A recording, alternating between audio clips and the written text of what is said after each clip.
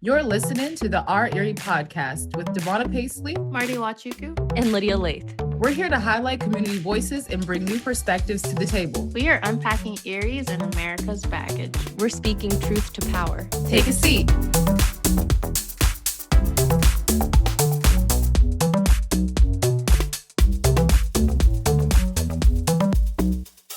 You're here with Marty, Lydia, and DaVona, and our special guest this week, Sherez Mohamed. Woo-hoo! Hey! So Sherez, let's let the people get to know you. I actually I'm gonna ask a question. Are you a native of Erie? Are you a transplant of Erie? Or are you a boomerang, someone who has, is from here or came back? Where are you from?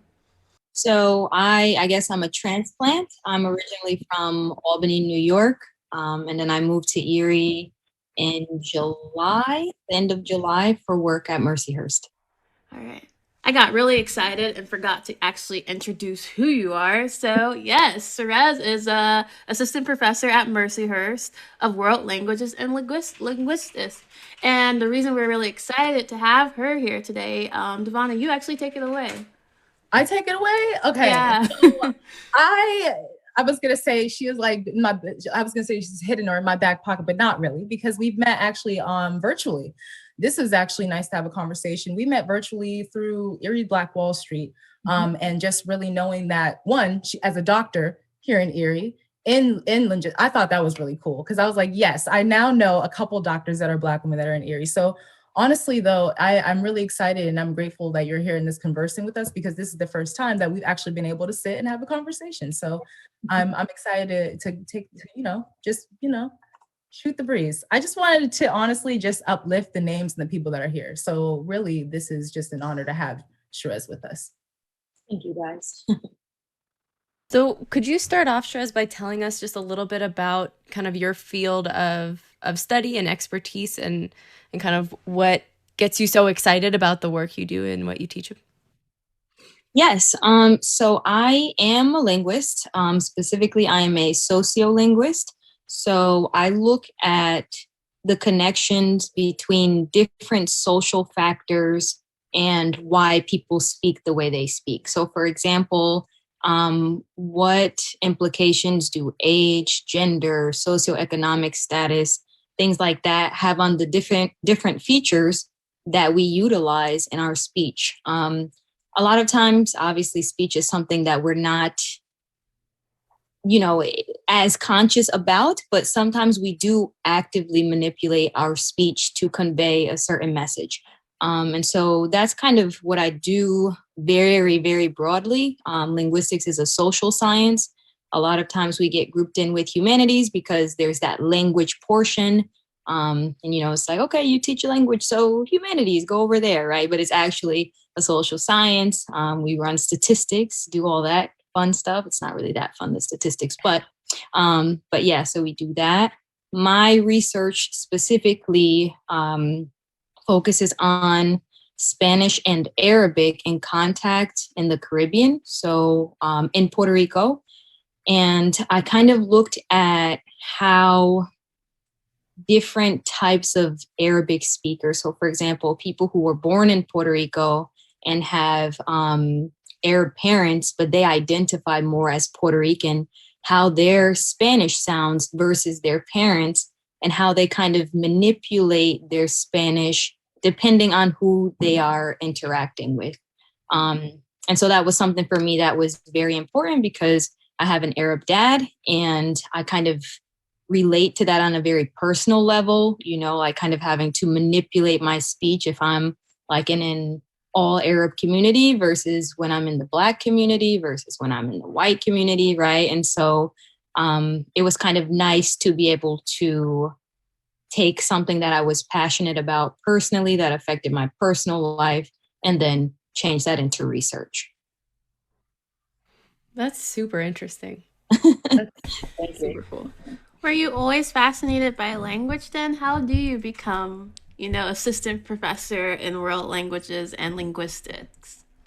So language specifically I was not always interested in. So I actually started out as an undergrad doing human bio because I thought I wanted to be a doctor. And then I got to physics and I was like, this is not for me. No. And so I grew up in a very multicultural environment. Like I mentioned, my dad is Arab, my mom is African American.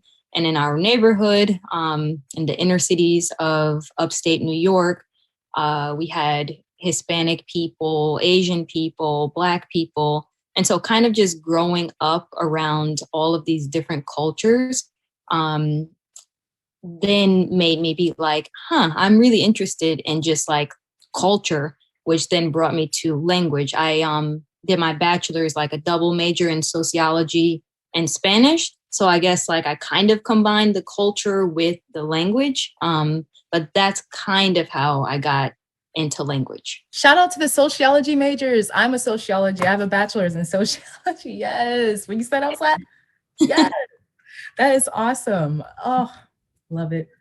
Thank you. And that sounds like a really, I don't want to say colorful experience, but like compared to my experience growing up in Pittsburgh and even now living in Erie, we have actually great diversity here, but unless you like live in certain pockets of the community, don't experience that. So like, how was it moving here? And I actually, I guess growing up in Albany and then going to school, like how was that transition from, where you grew up to where you went to school to like moving here, seeing like all those demographic shifts? And so I would like growing up in Albany, I feel like it did so much to prepare me for life, I guess, right? In that multicultural environment. And then for high school, I went to an all-white high school. I was like one of 4 Black people, I want to say. And then going to grad school in Florida, both of those places though, so Albany and Tallahassee, Florida, where I did my post-grad work, I felt were very diverse. Tallahassee was weird in the sense that it was segregated like very clearly. So it was like once you got to this one street, there was the HBCU, and then everything after that was like Black. And then like above that street, you had the I always forget what you call the I guess the WPI, white university. I forget what the terminology is, but like predominantly white university. So PWI, yes. And that was like primarily white. And so it was segregated in that sense, but you saw people constantly mixing together. And there's a lot of Hispanics there. And then I got to Erie and I felt kind of like a culture shock. I don't know. It just seemed, I was like, people say that it's diverse and I'm starting to see it the longer, that I'm here. But like from a first perspective, I was like, wow, okay, this is very different from the other places that I've lived before. So I'm adjusting. I do feel that it's different, but it's kind of like you have to really dive in deep and get to know the area and the people to kind of find out, I guess, like the true Erie. That seems to be a common theme, the culture shock. Whether you are coming here for the first time or you go away for a little bit and come back. Yeah. It's like a bubble. Erie is definitely like, it's like a different, it's like, I don't know how to explain it. I think that what you just said, that there's beauty in that, in finding, like kind of like finding and deep down, but it's at the same time very like, what can we do to maybe change that, especially as a person who, is seeing this, what is one thing that you think could maybe possibly create some type of change? And what do you think? I don't know, what would be helpful, because to hear that makes me like want to obviously fix it. That's just me, that I want to fix things, but I mean, honestly, I feel like with the pandemic, that has also made it very hard. But there's just like little things that I've experienced here that I've never experienced in Albany or in Tallahassee, I would only experience it when I like got into the very like the boonies, you know, like the very conservative counties that they're like, all right, like be very careful because Tallahassee's right on the border with Georgia. And so it can get a little crazy in certain areas. But like, for example, here, I feel like every time I go out, the majority of the people I see around me are primarily white. And I'm usually like, don't get me wrong, as a Black woman, yes, I'm very conscious of the space that I can take up for some people. But here, I feel like it's sometimes is overwhelming and to the point where if I'm not totally aware or like I'm trying to tune it out, even my husband, who is Hispanic, is like, wow, like, did you notice that lady just stared at you the entire time? So there's like, so I don't know what it is. Like there's little things like that, or like I'll be walking my dog and I've had like people kind of slow down in the pickup trucks and just, you know, be like staring. And I'm like, dang, like, I don't know, like, what did I do? You know, like, am I in the wrong area? So things like that. But again, with the pandemic, I feel like I really haven't had the chance to get out and fully explore. So maybe if I got to go to, you know, different areas, different places, etc., meet different people, then, you know, my perception might be a little bit different.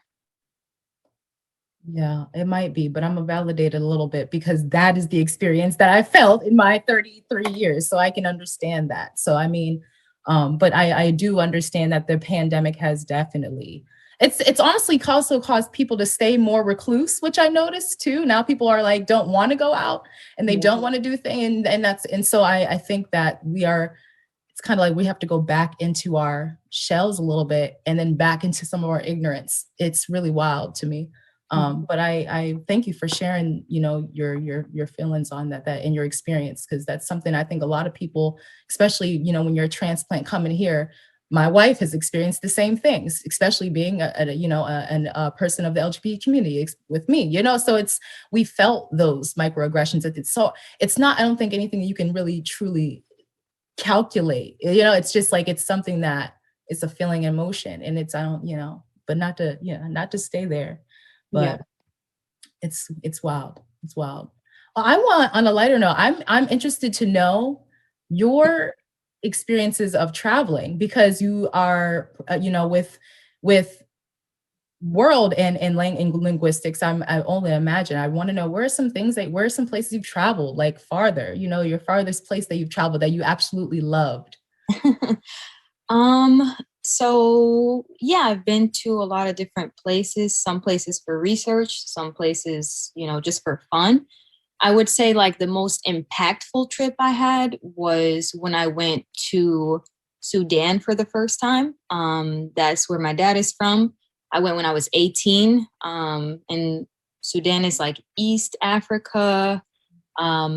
And it was the first time I met his family and met my family, you know, and I did not speak any Arabic, did not know anything, not know what to expect. And so that trip was just like, I don't know, was very eye-opening, I guess, just to kind of see, to like leave the shell of the United States, you know what I mean? And see like a totally different culture, how the family dynamic is and things like that. So I think that trip really just had an impact on me, like how I perceive the world. It was like the first thing that I feel like kind of made me think like, okay, this is not just it, right? You know, and yes. I think that's a common sentiment that people have when this is really all you know your whole life. So yeah. Thank you. Yes. Have y'all traveled anywhere further? Where's your furthest places that y'all traveled? Or do you want to? The farthest I've gone is Nigeria, but I don't know if that really counts because that's my native land. That counts. It does count. But I mean, I touched ground in France and Germany in the airport. I didn't leave, but I count that as like technically being in Europe. Yes. Your feet touched the grounds of the, okay, no, that's awesome. That's really awesome. How about you, DaVona? I've been to Tegucigalpa, Honduras. Ooh, nice. On a missions trip. That was my first time in 8th grade, leaving out of 8th grade, going into my 9th grade year. So when I hear people travel, it's just like, yes, like it was my only time. And as an adult, I would love to experience going further, obviously COVID now. So it's like, now it's made me even mad. Like, do I want to travel after this? So, but I do want to go somewhere further, but further after that. But I did. I was able to have that experience. Even this was after 9/11. Have you that was, yeah. So that was even, my parents were like, what? And I said, I'm going. Okay. Listen, I have to do it. So yeah, I love that. I love that. That's super cool. I've never been anywhere, so it doesn't really matter. Been around the United States. Yeah, I have all over the United States, which is lots of different cultures too, in a different way. But yeah, I'm actually really excited to dive into a topic that I think is pretty interesting, something that maybe people haven't thought about or talked about in kind of this context of linguistics, and but more closely related to cultural appropriation. And we've talked about this like behind the scenes, Marty, DaVona, and I, but never on air. But talking about the tendency, particularly with social media and especially with TikTok, this tendency to appropriate. I'm just going to say the specific example, and then I'll just let someone else take over with reactions. But it drives me nuts when I see a skinny white teenage girl or young 20-something female with a voiceover of a Black woman's voice or a Kevin Hart's voice or something, mouthing the words, and all I can think about is how inappropriate it would be for you to do that in person if you had put on this costume, or we could just objectively say that would be inappropriate, but then people are doing this all the time on TikTok, and it seems like there's such a disconnect between people understanding they're basically doing a version of blackface on social media, and there's I don't see many repercussions for folks. Past that, the actual voiceovers, I'm not on TikTok, but I'm on YouTube a lot, and I would spend a lot of time on Twitter. The people vocalize that I don't know what to call it, but and people have been called advocate, you think? No, you're saying they mimic it verbally, not verbally voiceover, they mimic Kevin. Yeah, and they're called out about it sometimes, and they're like, "Well, it's the internet. It's the internet language." I've seen that a lot. It's internet language. It's all our language now. So you can leave me the hell alone about it. But I always see that vocalization. I don't know what I'm saying right now, but I always see them do that when they're making fun of something. It's never oh, I'm actually just doing this. It's always it's making fun of something. So that's where it gets sarcasm. Okay. Yeah. It's so complex. It's so complex because social media has given, I guess, the appeal that everything is for everyone. And I don't know how to explain it. I don't know how to explain it, but maybe Sherez, you would be able to help me out. So it's exactly like you said. I feel like when it comes to language, things get very, very complex, right? Because the way that I look at it is here's personal opinion, Sherez, me living in my bubble. Mm-hmm. Then here's linguist, Sherez, living over here in kind of a separate bubble sometimes. And it's personal opinion, Sherez definitely gets irritated when she sees things like that, right?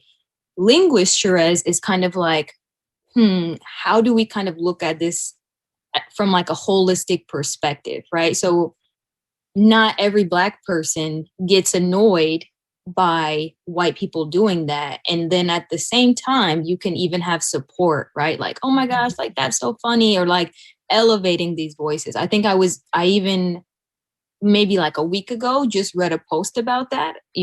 We oftentimes put white people on a pedestal for doing things that Black people have always done, right? Like, oh, like look at her, like she's white and she's twerking. Sorry to like bring up twerking on the podcast. I don't know. No, twerking's fine. We brought up death. This is an anti-twerking podcast. No one should. No. I don't know. I'm like, do I need to? I don't know. But no, yeah, you're good. you know, and so it's kind of like within our own community, because we have these very different ways of perceiving things, it often has me like, what could our goal be? And is our goal the same for everyone? You know what I mean? And I feel like since that most likely is not the case, it makes it very hard to kind of target that, right? Like if you have a Black friend who is kind of hyping you up when you do these things, but then you have people on the internet coming for you when you do those things, I feel like it just leads to a very, I don't know, confusing situation. I think the primary thing that I feel could actually have some tangible outcomes would be, and I'm not on TikTok either, but like with Instagram and other stuff like that, people who use African American English specifically to try to target a certain audience and demographic and then profit off of that, right? Like that is a whole different ball game, because then you could actually look and say like, okay, this person, for example, is a white person and they get paid this much for doing the same exact thing that this Black woman does, using the same speech, you know, and like selling the same product or whatever. Why is that? You know what I mean? Like that is something I feel like we could set a goalpost and then like kind of attack it. But like when it comes to this annoying, like people doing voiceovers of the Kevin Hart, and yeah, I've seen it also, you know, it's just like, I personally don't know where we could even start, because when you have those conflicting messages, it's like, well, I got a pass from this person, so, you know, and that's my friend, so I don't really care what you have to say. So I feel like it's so complex too, because my thing is like, did the voiceovers that people are using, did we even really get consent to even use those voices as voiceovers? So then now I'm at this point where I'm like, I'm going past that, let's not go past the cultural appropriation, because we definitely need to name for what it is.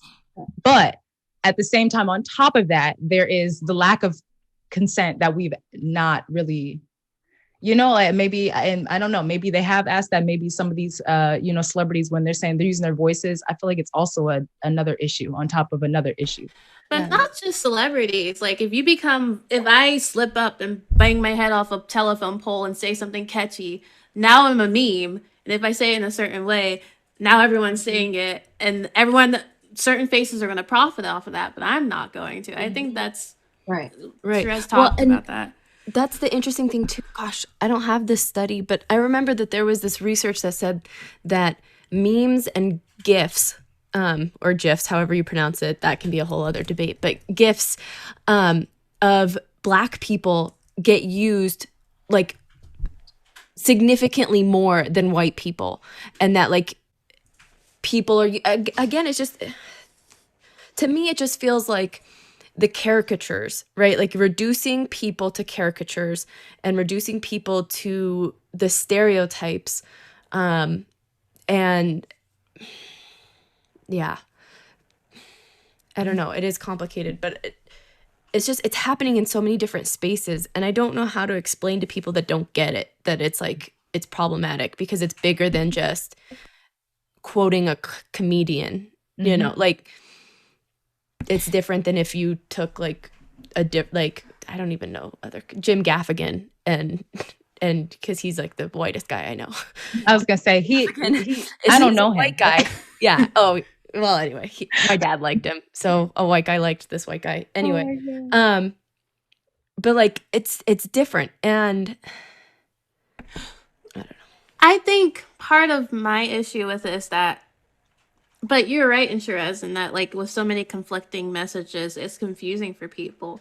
But in people's responses when they're called out about it in certain way, they perpetuate other racist tropes and other white supremacist tropes. And a lot of these people, if they're like YouTubers, they get caught years later, like, oh, when I was 12 on Twitter, I said the N-word. And it's like, okay, so this is part of a bigger issue, you know? Well, and then and I will reflect for myself. So then like another layer of this is like certain just slang. So not even saying it in a certain, but like certain words that are considered like part of Black vernacular English or African American vernacular English that I was ignorant to the roots of some of these words, or like how like yas with an A was like from like a Black trans woman and like the that community. And I remember I was on Facebook one day and I saw like a list of all these words, and I don't remember all of them now, that I saw that I had just, and again, this is like my white privilege bubble, but like I had just equated to like the youth or like young people talking like this. And it had never clicked for me until I saw it there. Then I was like, oh shit. Like, and I don't even use that. Like if I were to ever say like dope or yas or something, like it was never seriously, which then again is the problem, right? Because it's not people using it like when I would use it in context as a white person, like I was just trying to be like hip or be like cool with the young kids. And so I just wonder, like, I feel like that's cool to say yes or dope. I mean, but then again, that's just how I feel. I don't see it. I don't know. I think it's different when we're talking about Black caricature. Like, I mean, and maybe it's not. I don't know. Maybe I'm not clearly hearing you, but I think that it's those, and I know those are just the two examples I use, but I don't feel that is. It's just something you don't use. You know what I'm saying? It's not something that's in your language, in your speech. So it's like, but if it's somebody like, I don't know how to explain it. It's so hard to put this into words because I know what I know what I'm feeling and talking about. It's hard to put it in words. I feel like we're doing that thing where we get fiery. I want to actually hear from Sherez what your thoughts are. Well, okay. So language is just a very complex thing. So that's like going to be my message to hit home today, I guess. And so the way I kind of think about it is like, when it comes to specific words that one, I guess, would associate with African American English, again, it brings me back to the goal, right? So is our goal to tell white people, you cannot use those words because it is, reserved for this one specific community? Or is our goal to educate about African American English vernacular? You know what I mean? And I'm not saying like there's a right answer, there's a wrong answer, but I think that kind of helps to perhaps clarify like what could be done to, I guess, like form a plan of attack. And so when it comes to specific words like yes, or I don't know, I can't even think of words off the top of my head. They just come out in natural speech. But it's like, when we think of those words, is it that they are only for Black people or people who speak African American English, right? So to give you an example, my dad is Arab, and if you'd see him, you would not think that he's Black in any way. However, as an immigrant, the only English variety that he speaks is African American English, because his wife, my mom, is Black, and he kind of kept himself within the Black community, right? That's where he felt most comfortable.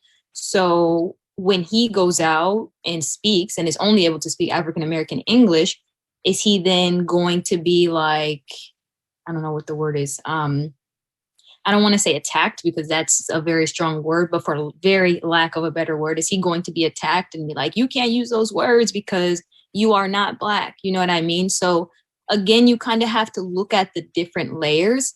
When it comes to African American English, you have white people who speak that naturally, right? Like because of the area that they grew up in. You have Hispanics who speak that naturally. And then obviously Black people, right? And so it gets kind of complex when you tell someone you can't use those words, right? Because it's like, I don't know. So who can use them, you know? And I'm like, again, I'm kind of like playing devil's advocate. This is what I do with my students all the time to kind of torture them. But it's just to kind of get the juices flowing, right? Like you have to consider all of these different aspects that go into things. And I think for me personally, I feel like education is the number one thing. If people had a better understanding of what African American English was, I do have a little hope in my heart that that would lead to them using, if they decided to use, you know, certain words or features, using it in a more conscious way. Mm-hmm. But when you kind of perceive it, let's say, you know, you are a white person who grew up in a predominantly white neighborhood environment, lifestyle bubble, whatever, you perceive African American English as slang, and it's not that, right? And so because it's like this slang, this little thing, you can trivialize it, you can use it however you want or need, you know, but you don't really understand what African American English is.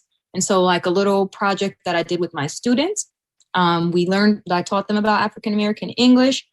They had to do a little bit of research on it, but then they had to go out in the community and interview people to see like, okay, now you learned what African American English is based on this documentary, based on the readings, etc. Go out and find what is it that other people think this is.